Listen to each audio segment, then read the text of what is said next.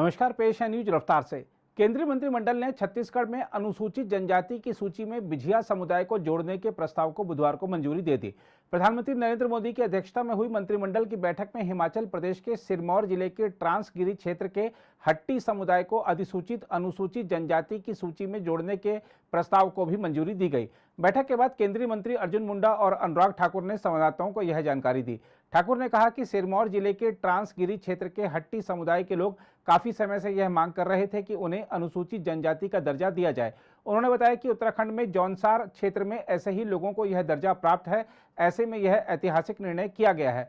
वहीं जनजातीय मामलों के मंत्री अर्जुन मुंडा ने कहा कि बिझिया समुदाय को ओडिया और झारखंड में अनुसूचित जनजाति की श्रेणी में रखा गया है, लेकिन छत्तीसगढ़ में ऐसा नहीं है। उन्होंने बताया कि इस संबंध में सभी औपचारिकताओं को पूरा कर लिया गया है।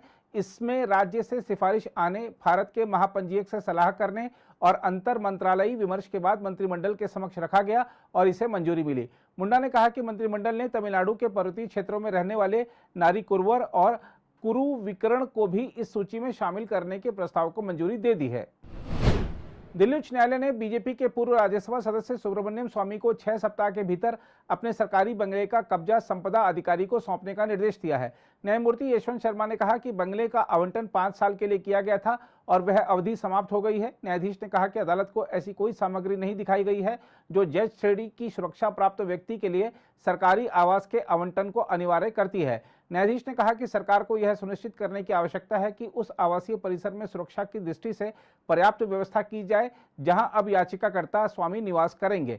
उल्लेखनीय है कि राज्यसभा के सदस्य के रूप में स्वामी का कार्यकाल 24 अप्रैल 2022 को समाप्त हो गया था।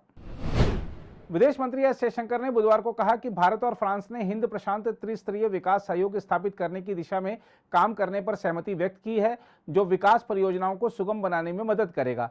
जयशंकर ने फ्रांस की विदेश मंत्री कैथरीन कोलोना के साथ वार्ता के बाद यह बात कही। कोलोना के साथ संयुक्त संवाददाता सम्मेलन को संबोधित करते हुए जयशंकर ने कहा कि उनकी चर्चा में यूक्रेन संघर्ष, हिंद प्रशांत तनाव, अफगानिस्तान में घटनाक्रम, कोरोना महामारी के परिणाम और संयुक्त समग्र कार्य योजना जैसे मुद्दे शामिल थे। ब्रिटेन के महारानी एलिजाबेथ द्वितीय के राजकीय अंतिम संस्कार में राष्ट्रपति द्रौपदी मुर्मू सहित विश्व भर के लगभग 500 नेता और विदेशी गणमान्य लोग शामिल होंगे। महारानी का अंतिम संस्कार सोमवार को वेस्टमिंस्टर एबे में राजकीय सम्मान के साथ किया जाएगा। विदेश मंत्रालय ने राष्ट्रपति मुर्मू की 3 दिवसीय ब्रिटेन यात्रा की पुष्टि की है। लंदन में होने वाले राजकीय अंतिम संस्कार के लिए उन्हें भारत के राष्ट्राध्यक्ष के रूप में आमंत्रित किया गया था। हम आपको बता दें कि ब्रिटेन में पिछले 57 वर्षों में यह पहला राजकीय अंतिम संस्कार है। इससे पहले 1965 में ब्रिटेन के पूर्व प्रधानमंत्री विंस्टन चर्चिल का राजकीय अंतिम संस्कार किया गया था।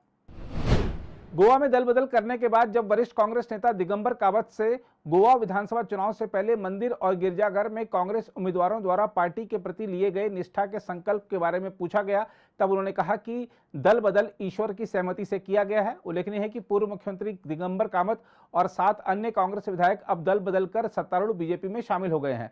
हम आपको याद दिला दें कि गोवा में 14 फरवरी के चुनाव से पहले नामांकन पत्र भरने के उपरांत कांग्रेस उम्मीदवारों ने एक मंदिर और गिरजाघर में संकल्प लिया था कि वे निर्वाचित होने पर पार्टी नहीं छोड़ेंगे, लेकिन उन्होंने पार्टी छोड़ दी।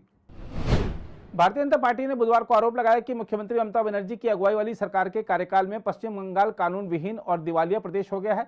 पश्चिम बंगाल के राज्य सचिवालय नबन्ना तक विरोध मार्च के दौरान बीजेपी कार्यकर्ताओं की पुलिस के साथ हुई झड़प के एक दिन बाद ममता बनर्जी पर हमला करते हुए बीजेपी ने कहा कि राज्य में पुलिस अत्याचार कर रही है और विरोधियों की आवाज दबाई जा रही है।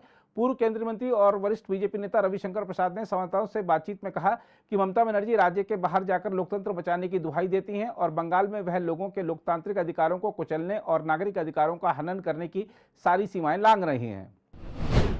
एआईएमआईएम के राष्ट्रीय अध्यक्ष असदुद्दीन ओवैसी ने ज्ञानवापी मामले में अदालती फैसले को पूजा स्थल अधिनियम 1991 के खिलाफ एक झटका करार देते हुए बुधवार को कहा कि फैसला भविष्य में बहुत से ऐसे मसलों को खोल देगा। ओवैसी ने उम्मीद जताई कि इंतजामिया समिति इस बारे में अपील करेगी। ओवैसी ने उत्तर प्रदेश में मदरसों के सर्वे को लक्षित सर्वे बताया।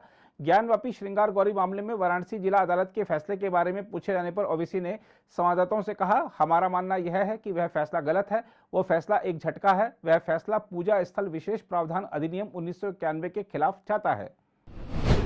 यूक्रेन के राष्ट्रपति वोलोदिमीर जेलेंस्की ने रूसी कब्जे से हाल में मुक्त कराए गए शहर इजियम का बुधवार को दौरा किया और इसे अपने कब्जे में लेने को लेकर किए गए प्रयासों के लिए सैनिकों का अभिनंदन किया तथा उन्हें धन्यवाद दिया। शहर में स्थित सिटी हॉल भले ही जलकर तबाह हो चुका है, लेकिन यूक्रेन का झंडा अब वहां उसके सामने शान से लहरा रहा है। रूसी सैनिकों ने पिछले हफ्ते युद्धग्रस्त शहर को छोड़ दिया था क्योंकि यूक्रेन ने एक व्यापक जवाबी कार्रवाई की थी। कुछ दिन पहले ही यूक्रेन के सैनिकों ने देश के उत्तर पूर्वी खार्किव क्षेत्र के विशाल इलाकों को फिर से कब्जे में ले लिया था। दिग्गज भारतीय बल्लेबाज विराट कोहली हाल ही में संपन्न एशिया कप टी20 टूर्नामेंट में दमदार प्रदर्शन से अंतर्राष्ट्रीय क्रिकेट परिषद की बुधवार को जारी नवीनतम रैंकिंग में 14 स्थान के सुधार के साथ 15वें पायदान पर पहुंच गए हैं। कोहली ने यूएई में खेले गए एशिया कप में 5 मैचों में 276 रन बनाए। उन्होंने इस दौरान अंतर्राष्ट्रीय क्रिकेट में 3 साल में अपना पहला शतक जड़ा। इस सूची की अगुवाई पाकिस्तान के मोहम्मद रिजवान 810 रेटिंग अंक के साथ कर रहे हैं, जबकि मध्य क्रम के बल्लेबाज सूर्य कुमार यादव 775 रेटिंग अंक के साथ चौथे स्थान पर हैं और जो कि सर्वश्रेष्ठ भारतीय बल्लेबाज भी हैं। भारतीय कप्तान रोहित शर्मा 606 रेटिंग अंक के साथ इस सूची में 14वें स्थान पर हैं। घरेलू शेयर बाजारों में पिछले 4 दिन से जारी तेजी पर बुधवार को विराम लगा और बीएसई सेंसेक्स 224 अंक की गिरावट के साथ बंद हुआ। उच्च मुद्रास्फीति को काबू में लाने के लिए आक्रामक रूप से ब्याज दर बढ़ाए जाने को लेकर चिंता के बीच आईटी और दवा कंपनियों के शेयरों में बिकवाली से बाजार नीचे आया। 30 शेयरों पर आधारित बीएसई सेंसेक्स में 1200 अंक से अधिक का उतार चढ़ाव आया। अंत में यह 224.11 अंक यानी 0.37% की गिरावट के साथ बंद हुआ। नेशनल स्टॉक एक्सचेंज का निफ्टी भी 66.30 अंक यानी 0.37% की गिरावट के साथ 18,003.75 अंक पर बंद हुआ। अगर आप भी लेना चाहते हैं देश दुनिया की तमाम जानकारी तो आज ही सब्सक्राइब करें हमारे चैनल को। साथ ही नीचे दिए बेल आइकन को जरूर दबाएं ताकि हर अपडेट आप तक पहुंच सके।